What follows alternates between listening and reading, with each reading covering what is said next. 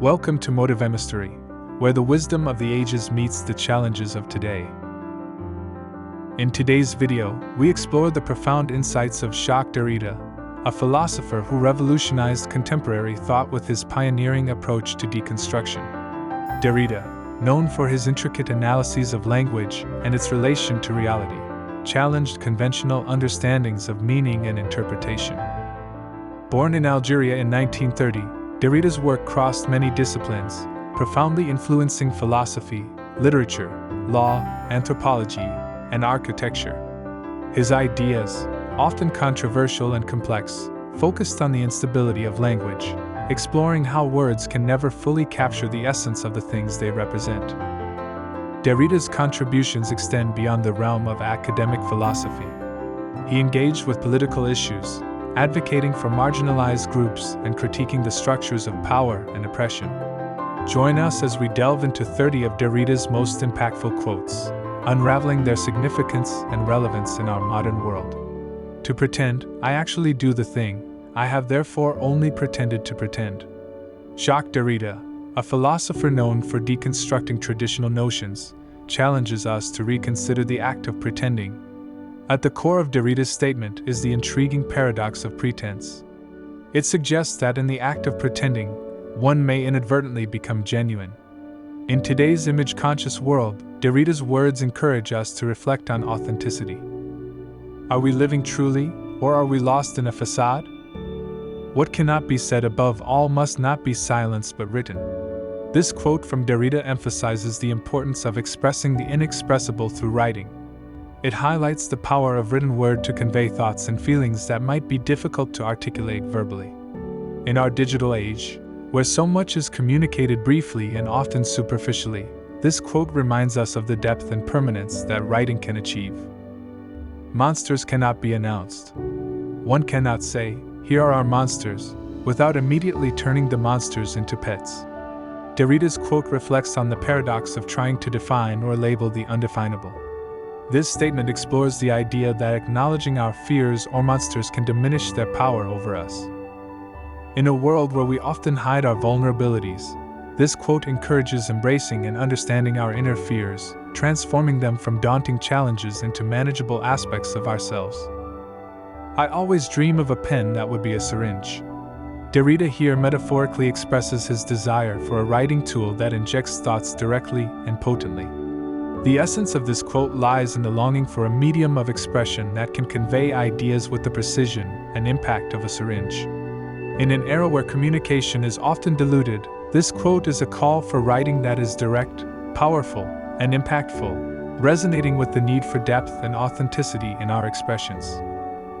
I speak only one language, and it is not my own. Derrida's statement reflects on the complex relationship between language, identity, and expression. It delves into the notion that while we use language to express ourselves, it never fully captures our true selves.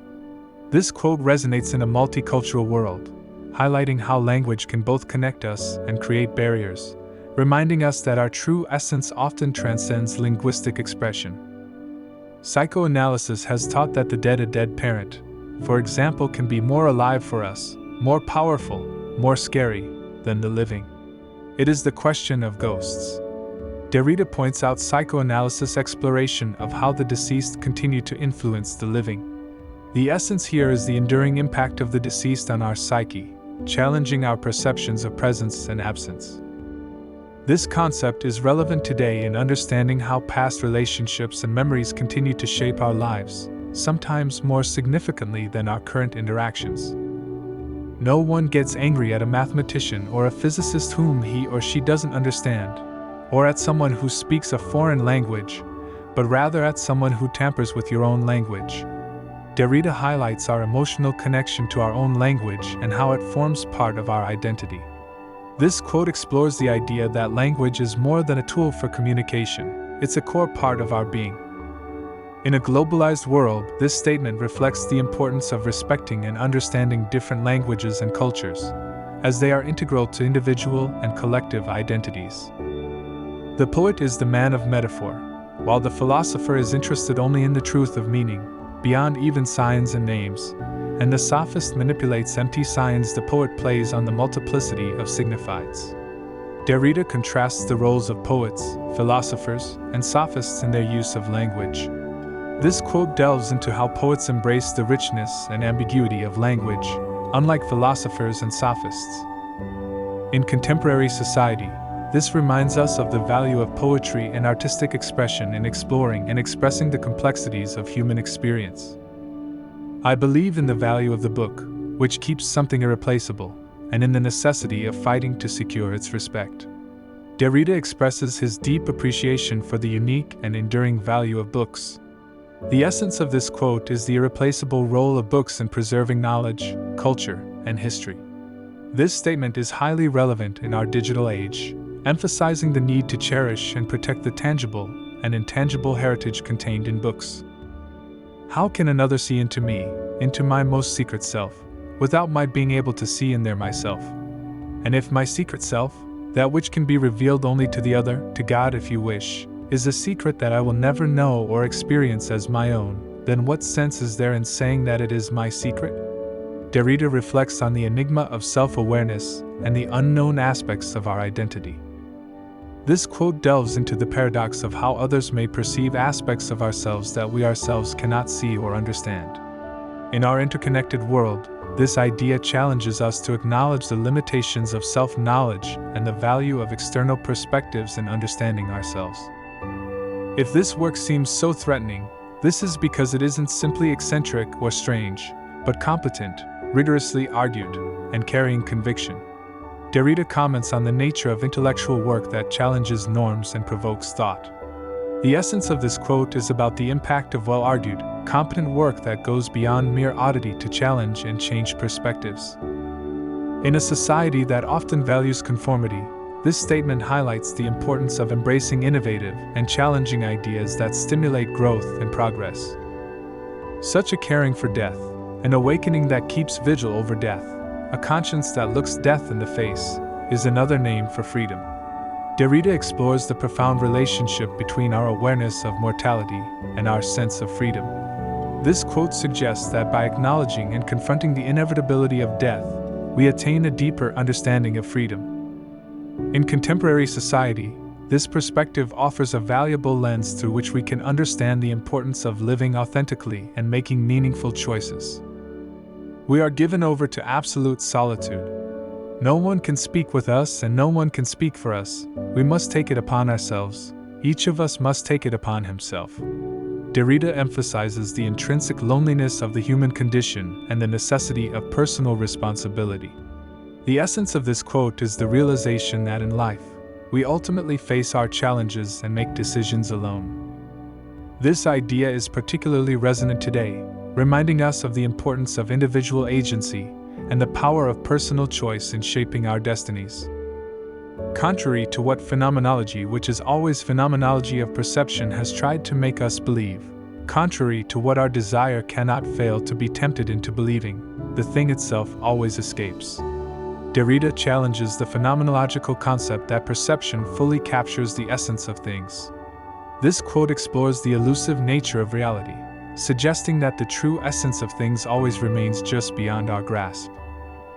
In today's world, this perspective encourages a humble approach to knowledge and understanding, recognizing the limits of our perception and the mysteries that remain. How can I say I love you if I know the love is you? The word love, either as a verb or a noun, would be destroyed in front of you. Derrida reflects on the complexity and limitations of language in expressing profound emotions like love. The essence of this quote is the paradox that true love transcends the linguistic expression, making the word love inadequate. In our everyday interactions, this thought provokes a deeper contemplation about how we express and understand love beyond mere words. Peace is only possible when one of the warring sides takes the first step, the hazardous initiative, the risk of opening up dialogue, and decides to make the gesture that will lead not only to an armistice but to peace. Derrida highlights the importance of taking risks and initiating dialogue for achieving peace. This quote underlines the necessity of courage and proactive steps in conflict resolution, moving beyond mere ceasefire. In a world often divided by conflicts, this message is a reminder of the power of dialogue and compromise in creating lasting peace. Does my heart move because I love someone who is an absolute singularity, or because I love the way that someone is? Love is disappointed and dies when one comes to realize the other person doesn't merit our love. The history of love, the heart of love, is divided between the who and what. Derrida delves into the complexities of love and how our perception of the loved one influences our feelings. This quote explores the dichotomy in love between loving someone for their unique identity, who and loving them for their qualities or actions, what in our personal relationships.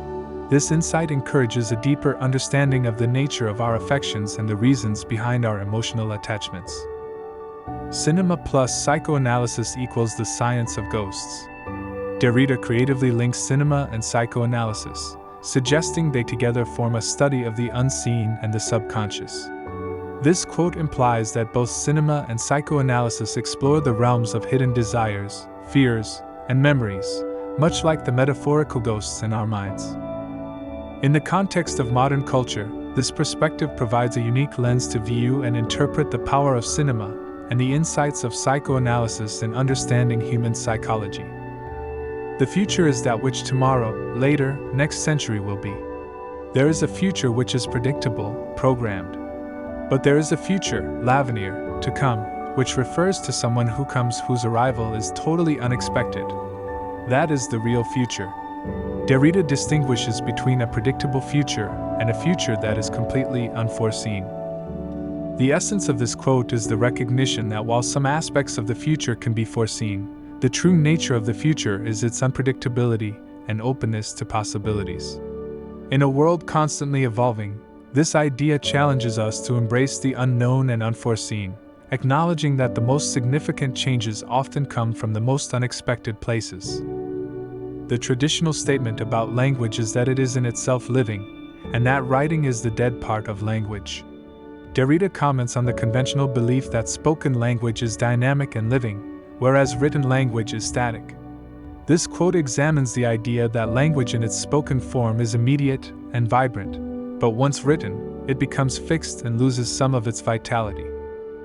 In our contemporary society, this perspective encourages a reflection on the value and impact of both spoken and written words, and how each form contributes to the expression of ideas and emotions. Surviving that is the other name of a morning whose possibility is never to be awaited.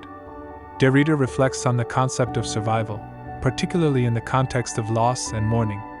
This quote implies that survival is an ongoing process of mourning, a condition where the future is uncertain and the past remains a constant presence. In our individual and collective experiences of loss, this insight offers a perspective on how we cope with the past and navigate an uncertain future, finding strength in the act of surviving itself. I would like to write you so simply, so simply, so simply, without having anything ever catch the eye, excepting yours alone, so that above all the language remains self-evidently secret, as if it were being invented at every step, and as if it were burning immediately. Derrida expresses a desire for a form of communication that is profoundly intimate and personal, reserved only for a specific individual. This quote explores the concept of language as a secretive, almost sacred tool for intimate communication, constantly evolving and intensely personal. In a world where language is often commodified and public, this perspective emphasizes the unique power of words in creating private, profound connections between individuals. I rightly pass for an atheist. Derrida acknowledges his reputation as an atheist, reflecting his philosophical stance on religion and spirituality. This statement suggests a critical perspective on traditional religious beliefs, emphasizing a rational and questioning approach to existential matters. In contemporary discourse, this attitude invites reflection on the role of faith and skepticism in shaping our understanding of the world and ourselves. What is called objectivity, scientific for instance, in which I firmly believe, in a given situation, imposes itself only within a context which is extremely vast, old, firmly established, or rooted in a network of conventions and yet which still remains a context. Derrida critiques the notion of objectivity, particularly in science, highlighting its dependence on broader historical and cultural contexts. This quote illuminates the idea that objectivity is not absolute but is influenced and shaped by the prevailing conventions and understandings of its time. In our pursuit of knowledge, this insight reminds us to be aware of the contextual influences on our understanding and the need for a critical examination of what we consider objective truth. A text is not a text unless it hides from the first comma, from the first glance, the law of its composition and the rules of its game. A text remains, moreover, forever imperceptible. Its laws and rules are not, however, harbored in the inaccessibility of a secret. It is simply that they can never be booked, in the present, into anything that could rigorously be called a perception. Derrida explores the complexity and hidden dimensions of texts, suggesting that their true essence is not immediately apparent or accessible. This quote reflects on the nature of texts as multifaceted and layered, always holding more than what meets the eye. In the realm of literary and philosophical analysis, this perspective underscores the importance of deep reading and interpretation, recognizing the hidden depths and complexities within texts. That philosophy died yesterday, since Hegel or Marx, Nietzsche, or Heidegger and philosophy should still wander toward the meaning of its death. Or that it has always fed on its own agony, opening history by opposing itself to non-philosophy. Perhaps even because of its dying nature, thought still has a future, or is still entirely to come because of what philosophy has held in store, or that the future itself has a future. All these are unanswerable questions. Derrida reflects on the evolution and perceived death of philosophy since the time of influential philosophers like Hegel, Marx, Nietzsche, and Heidegger. This quote contemplates the ongoing relevance and transformation of philosophical thought, suggesting that it continuously reinvents itself, and thus has an enduring future. In the contemporary intellectual landscape, this perspective invites us to consider the evolving nature of thought and its capacity to challenge and redefine itself across time. Il n'y a pas de hors-texte. This famous statement by Derrida is often translated as "there is nothing outside the text," emphasizing his belief in the all-encompassing nature of text and interpretation. The essence of this quote lies in the idea that all experiences and realities are mediated and understood through the lens of language and text. In the context of literary theory and philosophy, this concept challenges the notion of objective reality outside of textual interpretation, proposing that our understanding of the world is inherently text-bound. Every sign, linguistic or non-linguistic, can be cited, put between quotation marks. It can break with every given context, and engender new contexts in an infinitely non-saturable fashion. This citationality of the mark is not an accident, but is that without which a mark could no longer even function normally. What would a mark be that one could not cite, and whose origin could not be lost on the way? Derrida explores the fluidity and trans-contextual nature of signs, emphasizing their capacity to be reinterpreted and recontextualized. This quote underlines the idea that signs and symbols are not fixed in meaning but are open to continuous reinterpretation, depending on their context and usage. In literary and cultural analysis, this concept invites us to consider the dynamic and evolving nature of meaning, recognizing the role of interpretation in shaping our understanding of texts and symbols. The bricoleur uses the means at hand, instruments not especially conceived for the operation for which they are to be used. There is a critique of language in the form of bricolage. Bricolage is critical language itself. Every discourse is bricoleur, borrowing concepts from a heritage which is more or less coherent or ruined. Derrida describes the concept of bricolage, a creative improvisation using whatever resources are available, as an approach to language and discourse. This quote implies that language and discourse are inherently improvisational and eclectic, borrowing and adapting from diverse sources. In the context of linguistic and cultural studies, this perspective encourages an understanding of discourse as a dynamic, evolving process, constantly shaped by various influences and contexts. I cannot respond to the call, the request, the obligation, or even the love of another, without sacrificing the others. Derrida explores the ethical complexity in responding to the needs and demands of others, highlighting the inevitable choice and sacrifice involved. This quote reflects on the dilemma that in attending to one person or cause, we may inadvertently neglect or sacrifice others, underlining the intricate web of relationships and responsibilities. In the realm of ethics and philosophy, this perspective invites contemplation on the challenges of making moral choices in a world where our actions inevitably impact an interconnected network of others. Appreciation for joining our journey.